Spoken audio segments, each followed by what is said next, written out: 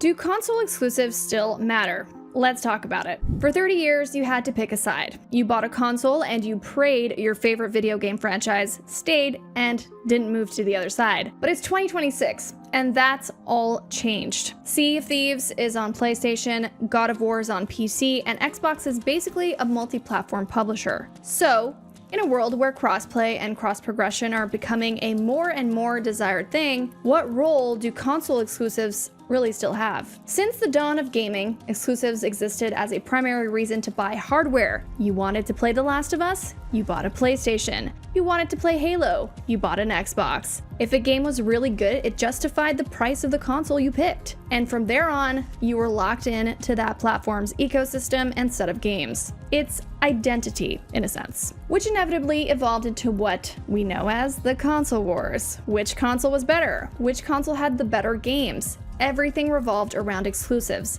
but things have changed. Recently, technological innovations have completely overhauled the landscape. The Nintendo Switch makes it so you can play your games anywhere. Mobile games are actually good now, and cloud-based gaming lets you play games through your TV. Kids are playing Roblox on PCs and laptops now, and even learning how to create their own games. They are so tech-savvy that they skipped right past the console gateway into gaming. And there are now powerful new handhelds entering the market. Just recently, the Steam Deck, hello new competition, and the Xbox ROG Ally, both of which just so happen to let you play PS5 games through their systems. PS5 games playable on an Xbox device? What does the world come to? And some would say the end of video game exclusives can be attributed to Microsoft. Microsoft's multi-platform strategy of putting their first-party games on the PS5 and beyond really kickstarted the unraveling of the hard set rules of yesteryear, giving gamers less and less reasons to own an Xbox. The move intended to expand their audience and maximize their sales beyond their hardware, and now their hardware is rumored to be on its way out. And just recently, a report surfaced in January that PC games and ports are outselling console games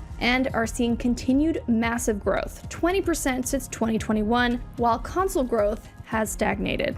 Yes, consoles are not as popular as they once were. If we look at this particular generation of consoles, the PS5 and Xbox Series X and S, they've sold nearly 7 million fewer units than the previous generation at the same point in their cycles. PC offers something we all crave: larger libraries, better backward compatibility, and better performance. There is one remaining of the big three that I haven't mentioned yet: Nintendo. Look, Nintendo is going to Nintendo. They are hard set on the console exclusive model and won't be changing it anytime soon. They're all about keeping their brand, their IPs, and their ecosystem strong in an entirely closed circuit, which, if I'm to be honest, is working really well for them, and it really helps prop them up against the competition. Will Nintendo ever publish their games on other platforms? Doesn't seem like they will anytime soon. So, back to our original question: do console exclusives still matter? I think currently they still do, to a degree. While Nintendo and PlayStation continue the status quo, there will be a subset of gamers who continue to pick a console based on the games they can play on it.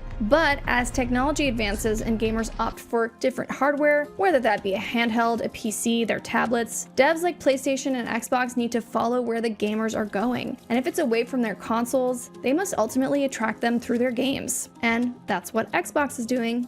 Just saying. Yes, games are king, and console exclusives grow more and more obsolete. And who wins in all of this?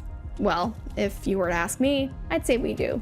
The gamers. We have more choice when it comes to hardware and how we play our games. We're no longer tied down to a stationary box, locked into an ecosystem, having to buy a whole new console just to play a game you want to play, not to mention being beholden to hardware upgrades, which to me sounds just like pure gaming heaven. But what do you think? Will you miss the days of having to pick which console has the best games? Do you have a different opinion than me entirely? Let me know and we'll debate it in the comments. Thank you so much for watching.